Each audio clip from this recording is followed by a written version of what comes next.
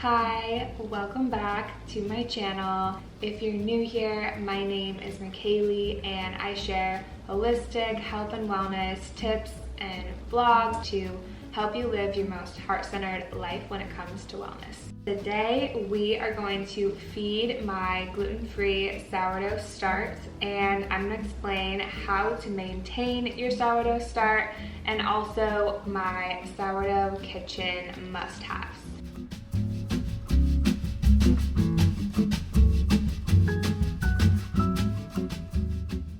Keeping your sourdough start in the fridge is the easiest way to maintain your sourdough starter.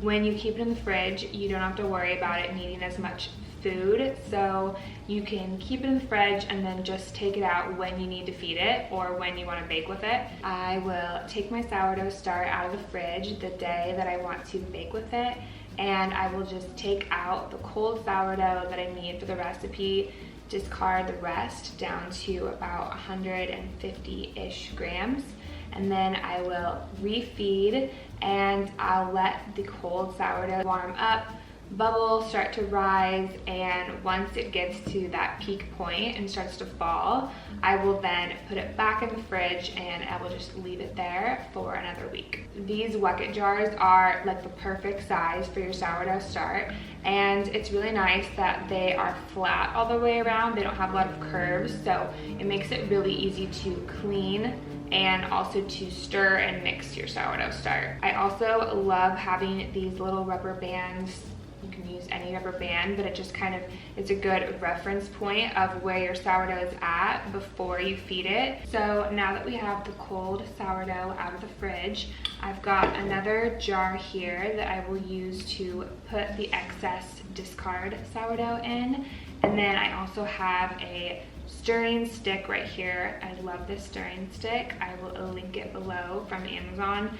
It works super well. The way it's shaped helps to like scrape down the sides, and it's just like the perfect little stir stick. And then we have a digital scale. A digital scale is so nice to just make sure you're doing the right amount of sourdough start to water to flour. And it's just really nice to have a larger one like this with a pretty large surface area, because then when you're using bowls and larger things, you're still able to see the amount of grams below. I've found that a lot of sourdough recipes do call for grams versus just half cup or 2/3 cup. They say that it's just better to be really precise when you are working with sourdough. This is also from Amazon that I will link for you guys. So what we'll do now is I'm just gonna turn my digital scale on, and then I will put the sourdough jar on without the lid. So when I first started working with my sourdough, I weighed this Weck It jar without the lid on, so I would know exactly how much it weighed when doing this, so I could just subtract the weight of the jar and have a pretty good idea of exactly how much sourdough is in here.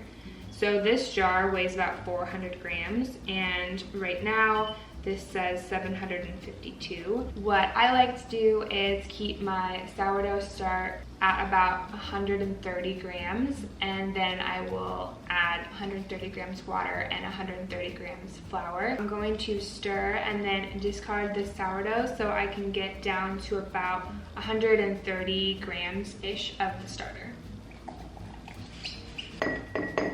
Next, we're gonna add in filtered water, and we're just going to do a 1:1:1 ratio. So we're just gonna add in 130 grams of water.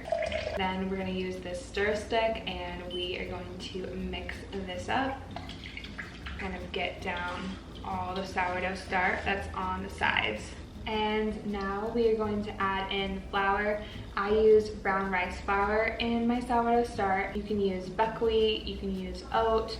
I've just found that brown rice flour has worked really well, but the key when using brown rice flour, or honestly any flour I believe, is to make sure you're using finely ground and not stone ground. Stone ground is a little bit larger. Finely ground just does a lot better. It comes in this huge bag from Amazon, which is honestly so nice because I've found that you go through a lot of flour when you have a sourdough start. So we're just gonna add 130 grams of the flour now. And now we are just going to stir this up.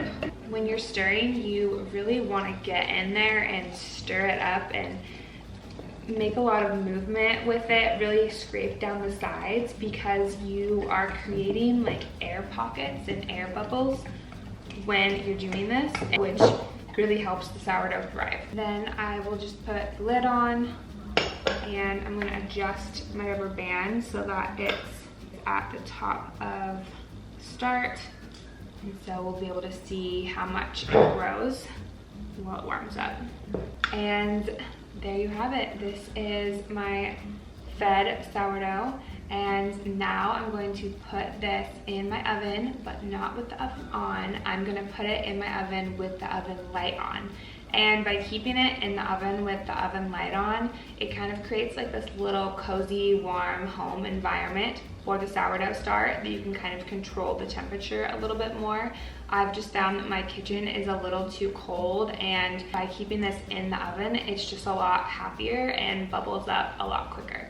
So I will just turn the oven light on and put this in there, and then in about 5 to 7 hours, the sourdough start should be super bubbly and happy, and it'll have risen probably close to the top of the lid, and that's when I will put it in the fridge until next week. Okay, a few of my sourdough starts. So besides these Weck It Jars, which I highly, highly recommend, and this kitchen scale, which is perfect for all of your baking and sourdough needs, I also have a few other things that have been really helpful when making sourdough. Okay, one is having a digital kitchen thermometer. This is so helpful because it just gives you a way better gauge of how warm or cool your kitchen is, and helps you make sure that your sourdough can thrive.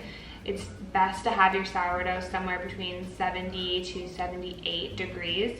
So as you can see right now, my kitchen is like 68 degrees, which is just a little bit on the cold side. So that's why I do like to keep it in the oven with that oven light on. And that's also where I'll keep my sourdough bread when it's proofing. I'll just also put it in the oven with the oven light on, so that it's just a little bit warmer than my kitchen.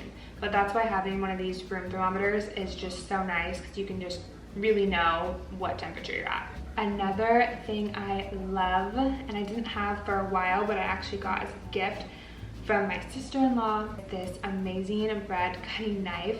I did not realize how nice it was to have a bread cutting knife, especially when you're making sourdough loaves. Have that kind of thick crumb. I think that's what it's called, thick crumb or something. It's called crumb something, but basically some sourdough breads that you make have that like harder outer shell, and it's just amazing to use. It cuts the bread into just such a clean cut. So a bread knife is a super nice addition. I also love this little dough cutter. I don't know the exact name for it, but sometimes when you're making different sourdough bread recipes, the dough needs to be cut in half or into fourths, and it's really sticky and kind of hard to deal with. So this is super nice because it just kind of like slices it down the middle, and it also, you can use it as like a scraper. Also, it is so nice to have the bread proofing basket. These are also on Amazon. I think it comes in a pack of 2. Another nice thing to have is a bread lame, I believe it's called, but you just use it to score your bread and make like little designs and things like that. I was just using a knife before, which works fine, but once I started using one of these, they work so much better. Making bread often, it just makes it kind of more fun to be able to do like cute little designs. These are all of my sourdough must-haves and my sourdough feeding schedule. Let me know if you guys have any questions, and I will see you on the next video.